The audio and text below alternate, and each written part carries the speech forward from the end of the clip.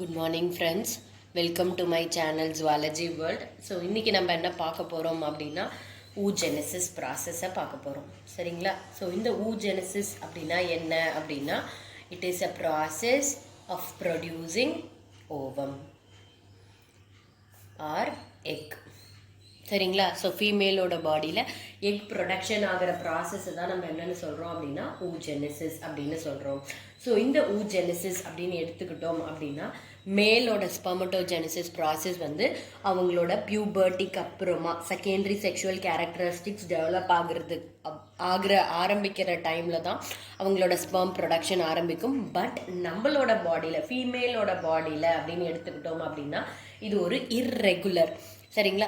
இது கம்ப்ளீட்டாக முதலே நடந்து முடியாது. குழந்தை அம்மாவோட வயிற்றுல டெவலப் ஆகிக்கிட்டு இருக்கும்போதே சரிங்களா, அந்த குழந்தை வளர்கிற குழந்தை பெண் குழந்தை அப்படின்னு தெரியும் போதே அதோட பாடியில் இருக்கக்கூடிய ஜெர்மினல் எபித்தீலியம்,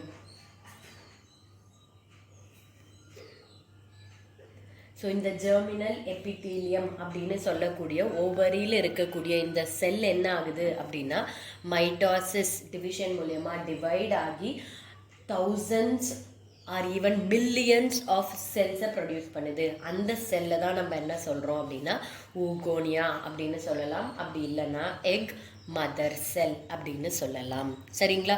ஸோ இந்த ப்ராசஸ் எப்போ வரைக்கும் நடக்க போகுது? குழந்தை அம்மாவோட வயிற்றுல வளர்ந்துட்டு இருக்கிற வரைக்கும் நடக்கும். சரிங்களா?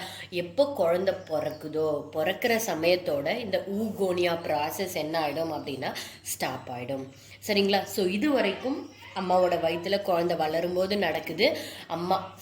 குழந்தை பிறந்ததுக்கு அப்புறமா இந்த oogenesis ப்ராசஸ் என்ன ஆகுது அப்படின்னா அவங்க பியூபர்ட்டி அட்டைன் பண்ணதுக்கு அப்புறமா திரும்ப கண்டினியூ ஆகுது. ஸோ இந்த ஊகோனியாலேருந்து தான் இந்த ப்ராசஸ் என்ன ஆக போகுது? ஸ்டார்ட் ஆக போகுது.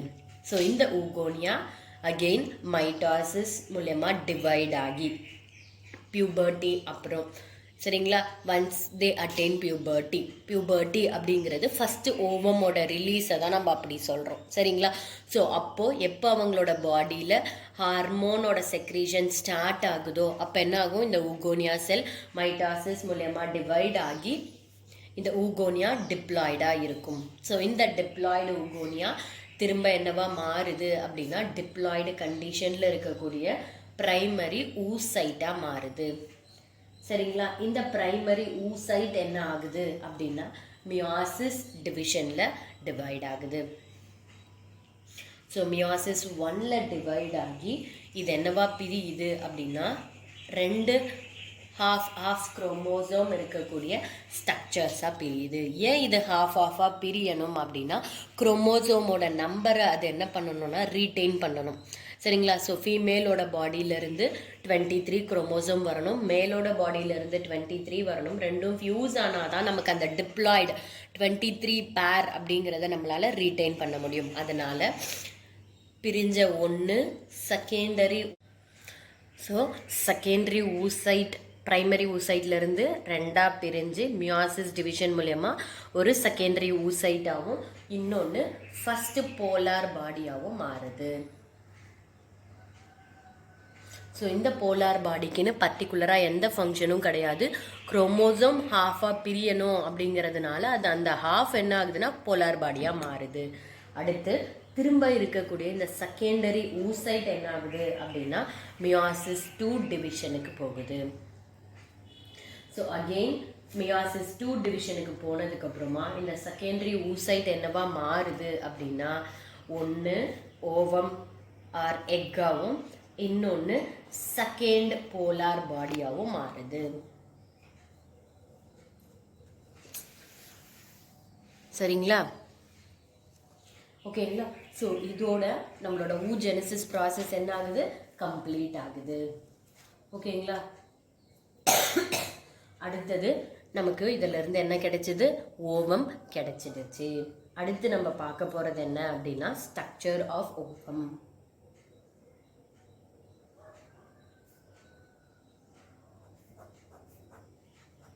ஸோ ஓவம் அப்படின்னு எடுத்துக்கிட்டோம் அப்படின்னா சில டேர்ம்ஸ் நம்ம ஞாபகம் வச்சுக்கணும். ஸோ ஃபஸ்ட்டு டேர்ம் என்ன அப்படின்னா நான் கிளிடாயிக். அப்படின்னா என்ன அர்த்தம் அப்படின்னா எக் இருக்குது, எக்கை சுற்றி ப்ரொட்டக்டிவாக இருக்கக்கூடிய எக் ஷெல் எதுவும் கிடையாது அப்படின்னு அர்த்தம். இப்போ கோழி முட்டை எடுத்துக்கிட்டோம் அப்படின்னா கோழி வந்து பாடியிலேருந்து வெளியே ஃபர்டிலைசேஷன் நடக்குது. ஃபர்டிலைஸ் ஆனதுக்கப்புறமா எக் வெளியே வருது, சரிங்களா? அப்போ அது உள்ளே இருக்கக்கூடிய எம்ப்ரியோ ப்ரொடெக்ட் பண்ணுறதுக்காக அதுக்கு என்ன இருக்குன்னா வெளியே ஹார்ட் கவரிங் இருக்குது. பட் நம்மளோட எக் நம்மளோட பாடிக்குள்ளேயே, ஃபீமேலோட பாடிக்குள்ளேயே வளர போகிறதால இதுக்கு எந்த கவரிங்கும் தேவை கிடையாது. அதனால இதை நம்ம என்னன்னு சொல்கிறோம், நான் கிளிடாயிக். அடுத்து ஏலெசித்தல்.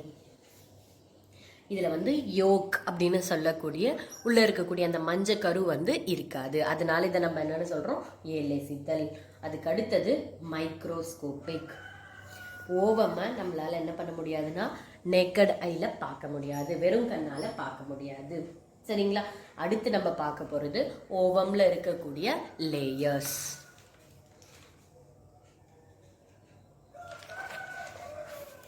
ஸோ லேயர் அப்படின்னு எடுத்துக்கிட்டோம் அப்படின்னா மொத்தம் 3 லேயர் இருக்குது. ஸோ அவுட்டரில் இருக்கக்கூடிய ஸோ ஓவமோட அவுட்டர் மோஸ்ட் லேயர் என்ன அப்படின்னு பார்த்தோன்னா கொரோனா ரேடியேட்டா, சரிங்களா? இதில் வந்து ஃபாலிகுலார் செல்ஸால் ஆன ஒரு லேயர். அடுத்து இருக்கக்கூடிய செகண்ட் லேயர் என்ன அப்படின்னு பார்த்தோம்னா மிடில் லேயர் என்னன்னு சொல்கிறோம் அப்படின்னா ஜோனா பெலுசிடா. அடுத்து வெளியே இருக்கக்கூடிய outer most inner most layer எது அப்படின்னு பார்த்தோன்னா விட்டலின் மெம்ப்ரேன், சரிங்களா? இந்த விட்டலின் மெம்ப்ரேனுக்கும் இந்த ஜோனா பெலுசிடாவுக்கும் நடுவில் நமக்கு என்ன இருக்கு அப்படின்னா கொஞ்சம் ஸ்பேஸ் இருக்கு.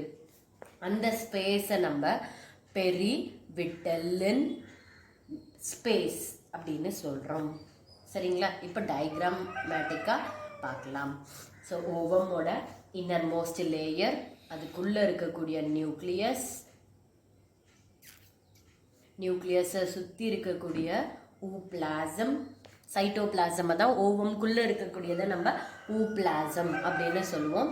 அடுத்து இருக்கக்கூடிய ஜோனா பெலுசிடாக்கு வெளியே இருக்கக்கூடிய கொரோனா ரேடியேட்டா. இந்த corona ரேடியேட்டால we have radiating cells.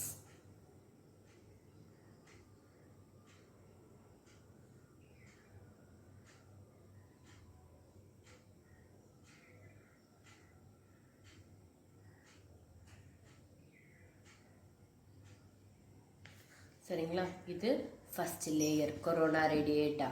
அடுத்து இருக்கிறது zona pellucida. Then last one is the third layer vitelline membrane, சரிங்களா? இதுதான் ஸ்ட்ரக்சர் ஆஃப் ஓவம். இதுவே நம்மளோட ஓவரியை எடுத்துக்கிட்டோம் அப்படின்னா ஓவரியில் ஃபர்ஸ்ட் ஃபார்ம் ஆகிறது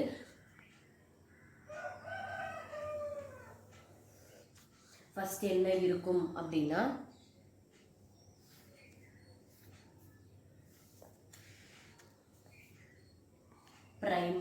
பிரைமார்டியல் ஃபாலிக்கல்ஸ் இருக்கும், சரிங்களா? இந்த ஃபாலிக்கல்ஸ் நம்மளோட பெண் குழந்தை பிறக்கிறதுக்கு முன்னாடி அதோட பாடியில் ப்ரொடியூஸ் ஆகி ஸ்டோர் ஆகி இருக்கக்கூடிய ஊகோனியாவை தான் நம்ம என்னென்னு சொல்கிறோம், ஃபாலிக்கல் அப்படின்னு சொல்கிறோம், சரிங்களா? இந்த பிரைமார்டியல் ஃபாலிக்கல் என்ன ஆகும் அப்படின்னா ஃபஸ்ட்டு ஸ்டேஜ் ஆஃப் டெவலப்மெண்ட்டில் இது என்ன ஆகுது அப்படின்னா நியூக்ளியஸை சுற்றி ஒரு லேயர் ஆஃப் செல்லால் கவர் ஆகுது. இதை நம்ம பிரைமரி ஃபாலிக்கல் அப்படின்னு சொல்கிறோம், சரிங்களா? அடுத்து பிரைமரி ஃபாலிக்கல்லிருந்து செகண்டரி ஃபாலிக்கல் வருது. இந்த செகண்டரி ஃபாலிக்கலில் 2 லேயர் ஆஃப் செல் இருக்கும். உள்ள சில இடத்துல மட்டும் நம்மளால் என்ன பண்ண முடியும்னா ஃப்ளூயிடை பார்க்க முடியும். இதுதான் செகண்டரி ஃபாலிக்கல். அடுத்து வரக்கூடியது கம்ப்ளீட்டாக நியூக்ளியஸை சுற்றி நம்மளால் ஃப்ளூயிடை பார்க்க முடியும். அதுக்கப்புறமா வெளியே 2 லேயர் ஆஃப் செல்ஸ் இருக்கும். ஸோ இதை நம்ம என்னென்னு சொல்கிறோம் அப்படின்னா டெர்ஷரி ஃபாலிக்கல் அப்படின்னு சொல்கிறோம். டெர்ஷரி ஃபாலிக்கல் டெவலப்ட் ஆகி, சரிங்களா, ஓவம் மெச்சூர் ஆனதுக்கப்புறமா இதை நம்ம என்னென்னு சொல்கிறோம் அப்படின்னா கிராஃபியன் ஃபாலிக்கல், ரைட்? ஸோ இந்த கிராஃபியன் ஃபாலிக்கல்குள்ளே தான் என்ன ஆகுது, மெச்சூர் ஓவம் ஸ்டோர் ஆகி இருக்குது, சரிங்களா? செகண்டரி ஊசைட் இதுக்குள்ளே தான் இருக்குது. ஸோ இது வெடிச்சு கிராஃபியன் ஃபாலிக்கல் வெடிச்சு உள்ளே இருக்கக்கூடிய ஃப்ளூயிடை ரிலீஸ் பண்ணி அதுக்குள்ளே இருக்கக்கூடிய ஓவமை என்ன பண்ணுதுன்னா ரிலீஸ் பண்ணுது. சரிங்களா? ரிலீஸ் ஆன ஓவம் யூட்ரஸை விட்டு வெளியே போயிடும். சரிங்களா? ஃபல்லோப்பியன் டியூபுக்கு போயிடும். அப்படி போனால் தான் அங்கே அது என்ன ஆகும்னா ஃபியூஸ் ஆகும். அதனால் அது வெளியே போயிடும். போனதுக்கப்புறமா கிராஃபியன் ஃபாலிக்கலில் வெளியே இருக்கக்கூடிய மீதி 2 லேயர் என்னவா கன்வெர்ட் ஆகுது அப்படின்னா எண்டோமெட்ரியம் டிஷ்யூவா. சரிங்களா? எதுக்கு இங்கே எண்டோமெட்ரியம் டிஷ்யூ வரணும் அப்படின்னு பார்த்தோன்னா, இப்போ சப்போஸ் போயிருக்க ஓவும் ஃபர்டிலைஸ் ஆயிடுச்சு அப்படின்னா எம்ப்ரியோ டெவலப் ஆகிறதுக்கு தேவையான ஹார்மோன்ஸை ப்ரொடியூஸ் பண்ணுறதுக்காக இங்கேயே என்ன ஆகுது அப்படின்னா ஃபஸ்ட்டு ஃபார்ம் ஆகிறது எது அப்படின்னு பார்த்தோன்னா கார்பஸ் லியூட்டியம். இந்த கார்பஸ் லியூட்டியம்லேருந்து நமக்கு கிடைக்கக்கூடியது திரும்ப அது கன்வெர்ட் ஆகி நமக்கு என்ன ஃபார்ம் பண்ணுது அப்படின்னா கார்பஸ் ஆல்பிகன்ஸ். சரிங்களா? இந்த கார்பஸ் ஆல்பிகன்ஸோட முக்கியமான வேலை என்ன அப்படின்னா பாடியில் ப்ரொஜெஸ்ட்ரானோட ஹார்மோன், சரிங்களா, ப்ரொஜெஸ்ட்ரான் ஹார்மோனோட லெவலில் இன்க்ரீஸ் பண்ணுது கார்பஸ் லியூட்டியம். சரிங்களா? சப்போஸ் ஃபர்டிலைசேஷன் நடக்கலை அப்படின்னா இந்த கார்பஸ் லியூட்டியம் என்னவா மாறிடும் அப்படின்னா கார்பஸ் ஆல்பிகன்ஸாக மாறிடும். ஓகேங்களா? இந்த கார்பஸ் ஆல்பிகன் என்ன பண்ணும் அப்படின்னா கொஞ்சம் கொஞ்சமாக எண்டோமெட்ரியம் லேயரை குறைச்சி சைக்கிள், மென்சுரல் சைக்கிளை கிரியேட் பண்ணிடும். சரிங்களா? மென்சுரல் சைக்கிள் வராமல் இருக்கும் அப்படின்னா கார்பஸ் லியூட்டியமாகவே இருக்குது அப்படின்னு அர்த்தம். இந்த கார்பஸ் லியூட்டியம் எண்டோக்ரைன் டிஷ்யூ, அதனால் ப்ரொஜெஸ்ட்ரானோட லெவலை இன்க்ரீஸ் பண்ணி ப்ரெக்னன்சிக்கு சப்போர்ட் பண்ணும். சப்போஸ் அப்படி இல்லை, எம்ப்ரியோ டெவலப் ஆகலை அப்படின்னா இந்த கார்பஸ் லியூட்டியம் கார்பஸ் ஆல்பிகன்ஸாக மாறி திரும்ப மென்சுரல் சைக்கிளில் க்ரியேட் பண்ணிடும். ஓகேங்களா? ஸோ இதோட நம்ம ஸ்ட்ரக்சர் ஆஃப் ஓவம் வரைக்கும் கம்ப்ளீட் பண்ணியிருக்கோம் ஃப்ரெண்ட்ஸ். ஸோ மீதியை நம்ம அடுத்த கிளாஸில் பார்க்கலாம். Thank you friends. என் வீடியோ பிடிச்சிருந்தா லைக் பண்ணுங்கள், ஷேர் பண்ணுங்கள், மறக்காமல் சப்ஸ்கிரைப் பண்ணுங்கள் ஃப்ரெண்ட்ஸ். பாய்.